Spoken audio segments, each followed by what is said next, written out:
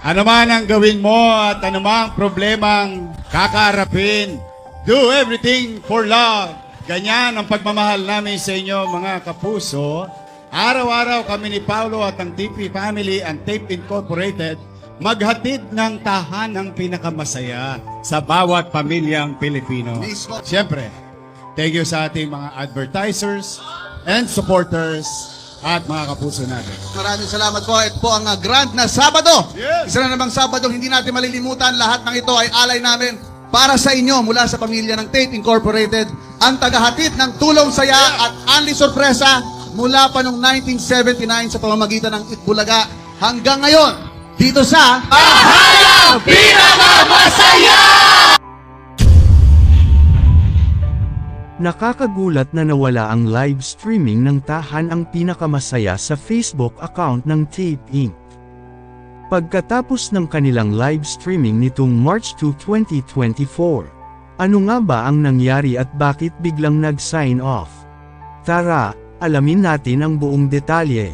Panoorin ang buong video. Kumusta mga idol? Mayroon naman tayong bagong chika sa inyo.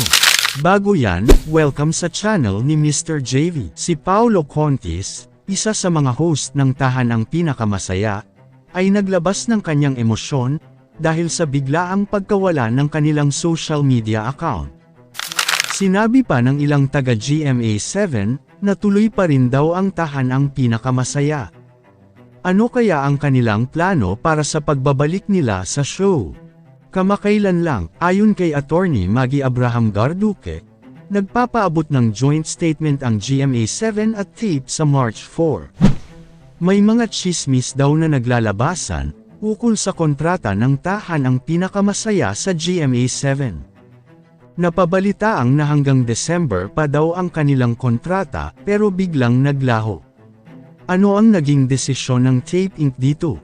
May koneksyon ba ito sa 800 na milyong piso ang utang ng Tape Inc. sa GMA7? Sa huling episode ng Tahanang Pinakamasaya, nag-iyakan ang mga host ng Tahanang Pinakamasaya bago sila nagpaalam sa programa.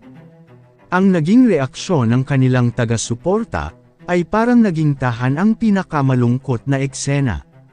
Napansin ng mga netizens, bakit may sign-off na ipinakita kanina? Totoo bang hindi na mabayaran ang utang? Yan ang katanungan ng ilang netizens, at ano kaya ang mga spekulasyon ng netizens tungkol dito? Sino kaya ang maaaring kapalit na programa? Baka totoo talaga ang mga chismis na maaring hindi mabayaran ang utang ng Tape, kahit sa airtime pa lang sa GMA7. Sa madaling salita, hindi ba talaga kumikita ang programa ng Tape para i-absorb ang overhead at utang? Sabi ng mga netizens, marami namang commercials itong programa at okay naman ang ratings. Gayunpaman, abangan ang official statement sa Lunes, para malaman ang totoong kwento sa pagtatapos ng Tahanang Pinakamasaya. Kayo mga idol, ano ang masasabi nyo sa chika topic natin ngayon? At syempre bago tayo magtapos sa ating video, ay inaanyayahan ko kayo na mag-like sa ating Facebook at mag-subscribe na rin sa YouTube, dahil malaking tulong na ito sa pag-grow ng aking channel, upang mas lalo pa ako na magsipag sa pag-upload ng mga videos na kagaya nito. Hindi naman ako nagmamakaawa sa inyo mga idol, pero sana maawa na kayo. Hanggang dito na lang ang ating video, maraming salamat sa inyong pagtambay, bye-bye!